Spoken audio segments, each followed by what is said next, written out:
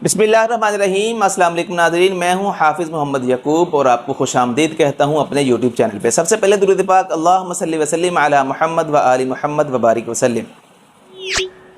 नाज़रीन, इज़्ज़त कहते हैं आबरू को, बढ़ाई को, शाइस्तगी से पेश आने को, नरम गुफ्तगू करने को, आओ भगत करने को। आज हम ये जायज़ा लेते हैं कि हम इज़्ज़त करते क्यों हैं, किन लोगों की करते हैं और कब करते हैं। तो दोस्तों, सबसे पहले हम ये देखते हैं कि किसी इंसान के साथ कितने रिश्ते जुड़े हैं दुनिया में कि जिनकी वो इज़्ज़त करता है या नहीं करता। तो किसी भी इंसान के साथ कम व बेश कोई 10 से 12 रिश्ते जुड़े हुए हैं, जिसमें हम अगर तरतीब से चलने की कोशिश करें तो सबसे पहले माँ, बाप, बहन, भाई, दोस्त, टीचर्स, कोलीग्स, बॉसेस, रिश्तेदार, मियाँ बीवी। यानी अगर वो ख़तून है तो उसको मियाँ का रिश्ता, और वो अगर मियाँ है तो उसको उसके लिए ख़तून का रिश्ता। इसी तरह हमसायगी भी एक रिश्ते में आती है। तो कमो बेश ये को 10 से 12 ऐसे रिश्ते बनते हैं जो हर इंसान के साथ जुड़े हुए होते हैं। अब इन रिश्तों में हम उन लोगों की इज़्ज़त करते हैं जो ज़िंदगी में कभी हमारे काम आए हुए हों, जिन्होंने हम पर कोई एहसान किया हुआ हो, या ऐसे लोग जो हैसियत में हमसे ज़्यादा हों। इसके अलावा, इन 3 बातों के अलावा हम शायद ही किसी की इज़्ज़त करते हैं। जब हम स्कूल में जाते हैं तो हम बच्चे होने के बावजूद ये जानते हैं कि कौन सा बच्चा हैसियत में हमसे ज़्यादा है और कौन नॉलेज में हमसे ज़्यादा है। हम उसी हैसियत से उसकी इज़्ज़त करते हैं, और हम जनाब अली अपनी हैसियत से ज़्यादा या जहनीत से ज़्यादा जो लोग होते हैं उनको हर तरह अपने साथ रखने की कोशिश करते हैं, या उनके साथ जुड़ने की कोशिश करते हैं, उनके नंबर शंबर भी सेव करने की कोशिश करते हैं। और यही रवैया हमारा कॉलेज और यूनिवर्सिटी के लेवल पे भी रहता है। अब इसके बाद जब हम प्रैक्टिकल लाइफ में जाते हैं, अब हम किसी जॉब की तरफ, किसी बिज़नेस की तरफ जाते हैं, तो यहाँ हमारी ज़िंदगी का दूसरा जन्म होता है। ये एंटायरली डिफरेंट फील्ड है। अब हमने पिछले 15-20 सालों में जो पढ़ा है वो हमने प्रैक्टिकली करके दिखाना है। अब हमने ख़ुद को मनवाना है। इस फील्ड में जाने के लिए अमूमन हमें सहारों की ज़रूरत पड़ती है। हमें वो सहारा जो किसी मंजिल पर, किसी नौकरी पर, किसी बिज़नेस पर पहुंचा दे, दुनिया में सबसे ज़्यादा अजीज़ होता है।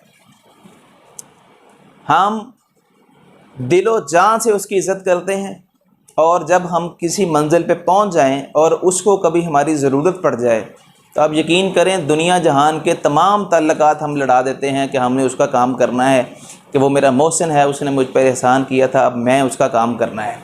और अगर हम वो काम करने में कामयाब हो जाएं तो हमारी खुशी की इंतहा नहीं होती, सेटिस्फेक्शन लेवल पीक पे होता है। और जब हम प्रैक्टिकल कैरियर स्टार्ट कर देते हैं, अब हमारी मंजिल चेंज हो गई, अब हमने ऊपर जाना है, तो उसके लिए हम इतने सियाने हैं, इतने मादा परस्त हैं कि हम हर वो बंदा जो कभी हमारे काम आ सकता है, हर वो रिलेशन जो हम समझते हैं कि ये हमारे काम आएगा, उसको हम नहीं छोड़ते, उसको नहीं भूलते।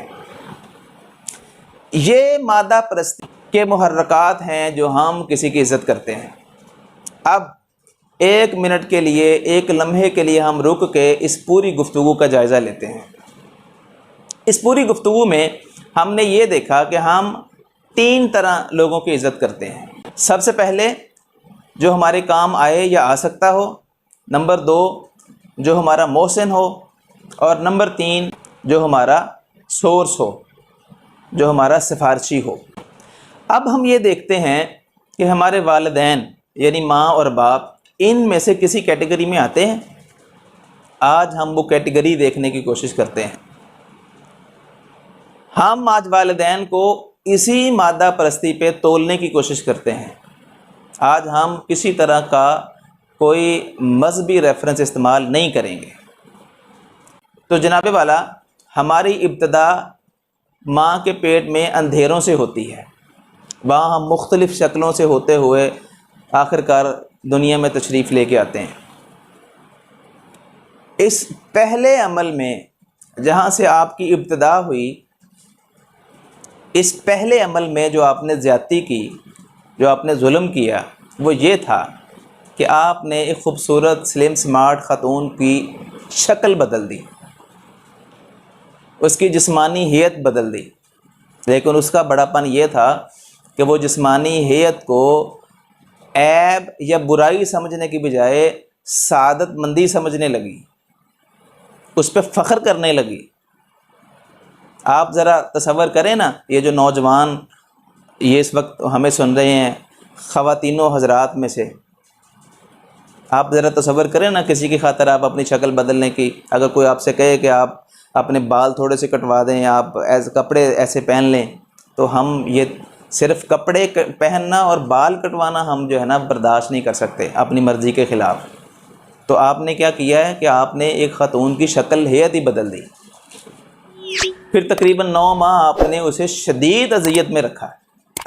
वो अज़ियत भी उसने बर्दाश्त की, खुशी से बर्दाश्त की, और आज तक जितनी ज़िंदगी आपकी हो गई है, आपको उस हस्ती की जानिब से ताना सुनने को नहीं मिला होगा कि आपने मेरे साथ ये किया था।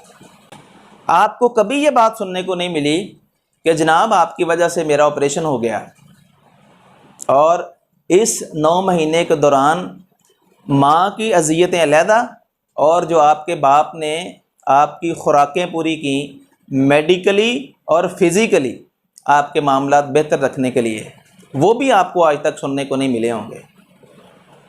इसी तरह अब आखिरकार आप जब दुनिया में तशरीफ़ ले आए, तो यहाँ थोड़ा सा हम मवाज़ना करना चाहेंगे कि तमाम दुनिया की वालदाएँ जो जानवरों की हैं या इंसानों की हैं, चरिंद या परिंद, जिसकी भी माँ है, वो ये तकलीफ़ें बर्दाश्त करती है। यूँ समझे कि माँ की किस्मत में, तकदीर में ये प्रोसेस लिखा हुआ है।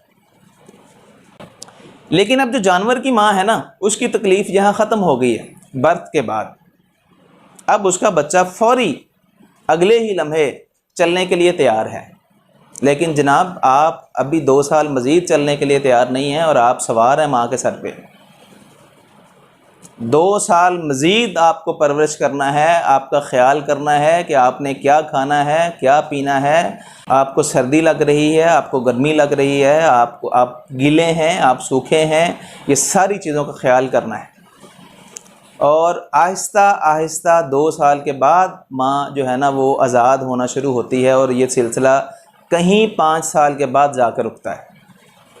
और इस दौरान आपकी तमाम ज़रूरियात पूरी करना, आपकी ट्रांसपोर्टेशन करना, आपकी मेडिकेशन करना, ये सारे का सारा आपके वालिद की ज़िम्मेदारी है। तो दोस्तों यहाँ हम अब ये देखते हैं कि ये जो सारा प्रोसेस है, इसमें जो हमने 3 चीज़ें गिनी थी कि हम किस किस की इज़्ज़त करते हैं, तो क्या ये वालिदैन हमारे उस पर पूरा उतरते हैं? तो पहली जो बात हमने की थी वो ये थी कि हम उस शख्स की इज़्ज़त करते हैं जो कभी हमारे काम आया हो या आ सकता हो। तो ये वालिदैन आपके काम आए भी हैं और आ भी सकते हैं। दूसरे नंबर पे हमने बात की कि हम उस शख्स की, उस इंसान की इज़्ज़त करते हैं जिसका हम पर कोई एहसान हो। तो आप पर सबसे बड़ा एहसान आपके वालिदैन का ये है कि वो दुनिया में आपको लेके आए और आपके वालिद ने आपको अपनी शनाख्त दी। आज जो आपका शनाख्ती कार्ड है ना, उससे आप अपने वालिद का नाम नहीं हटा सकते।